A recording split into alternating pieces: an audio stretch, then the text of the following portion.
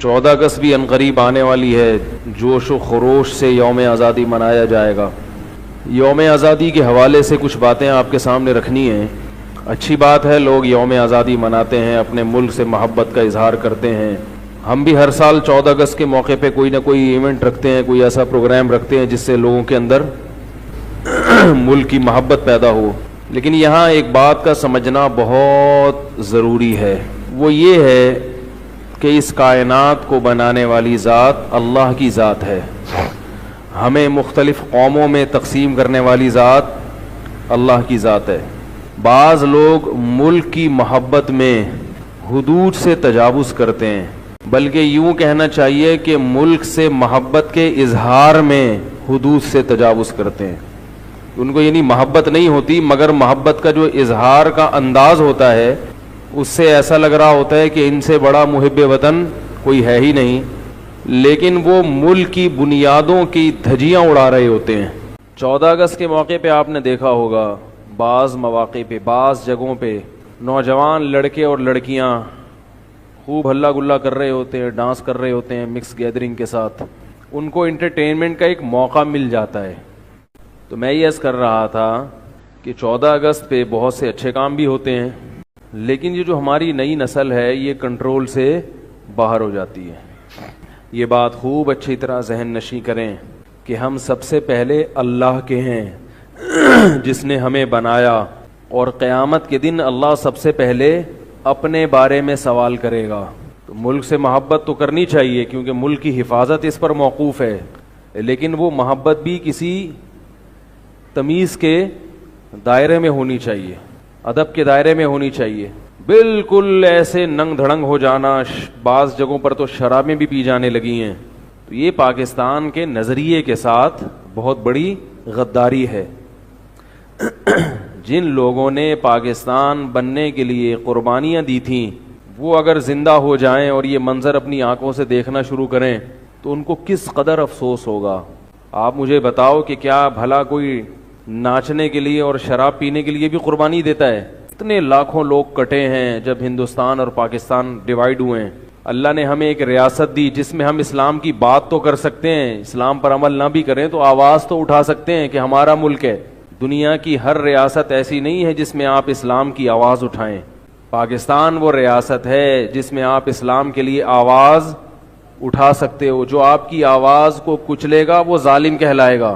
تو اس لیے بات میں یہاں سمیٹتا ہوں، جو اصل موضوع ہے وہ میرا یہ نہیں ہے، ایک چھوٹی سی بات تھی جو ذہن میں تھی کہ 14 اگست آ رہا ہے تو بالکل مادر پدر آزاد نہ ہو جائیں۔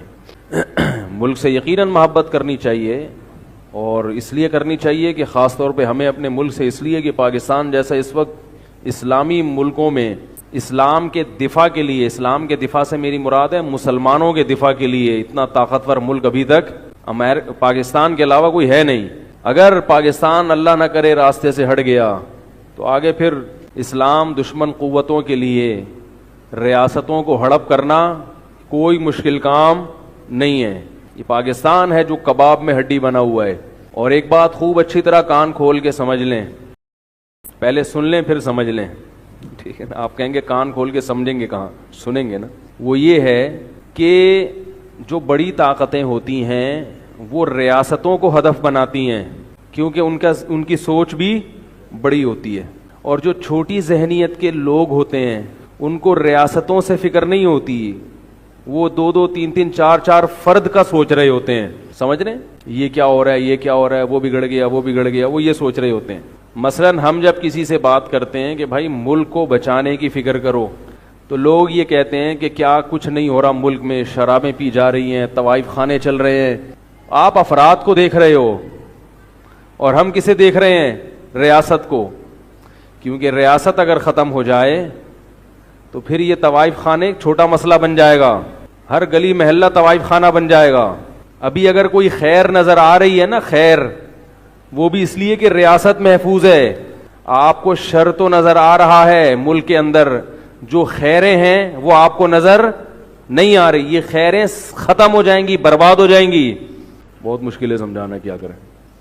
دیکھو جب خلافت عثمانیہ تھی، ایک بہت بڑی ریاست تھی مسلمانوں کے پاس، اس وقت جو شر پسند لوگ تھے ان کو ترکوں کی برائیاں نظر آ رہی تھیں، لیکن ترکوں کی وجہ سے جو اسلام کا نام دنیا میں بلند تھا اس سے وہ نظر انہوں نے ہٹائی ہوئی تھی. وہ کہتے تھے ترک قبر پرست ہیں، ترکوں میں یہ بدعتیں ہیں، یہ مسئلہ. بالآخر ترکی کی خلافت کا گلا گھونٹ دیا. اس کے بعد کیا نتیجہ نکلا؟ خود ترکی کا کیا حشر ہوا؟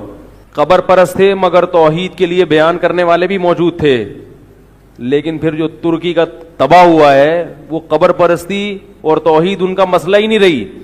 مذہب کو انہوں نے اپنے آئین اور قانون سے نکال کے باہر رکھ دیا. اور پھر دنیا میں جو غیر مسلم قوتیں، جو اسلام دشمن قوتیں مسلمانوں پر جو شیر ہو گئیں، ان کے راستے میں رکاوٹ بننے والا کوئی بھی بولو بھائی نہیں رہا. بوسنیا کا مسئلہ کھڑا ہوا ہے خلافت عثمانیہ کے خاتمے کے بعد. جب تک خلافت قائم تھی بوسنیا کی طرف کوئی میلی آنکھ اٹھا کے بولو نا یار نہیں دیکھ سکتا تھا. اسرائیل کا مسئلہ کھڑا ہوا ہے خلافت عثمانیہ کے ختم ہونے کے بعد. جب تک خلافت عثمانیہ تھی فلسطین مکمل کس کے ہاتھ میں تھا؟ مسلمانوں کے ہاتھ میں تھا. کوئی یہودی آنکھ اٹھا کے بھی نہیں دیکھ سکتا تھا. لیکن ترکوں کی برائیاں کر کر کے کہ یہ یوں ہوتے ہیں، یہ بدعتی ہیں، یہ فلانا ہے، یہ ڈمکانا ہے، اور توحید کے نام پہ بغاوت ہوئی. اور نتیجہ کیا نکلا کہ جہاں توحید ہے وہ بھی امریکہ کی طرف سے گریبی میں ملی ہوئی ہے. یعنی مسلمانوں کا جو سب سے بڑا مرکز ہے وہ امریکہ کا سب سے بڑا غلام ہے.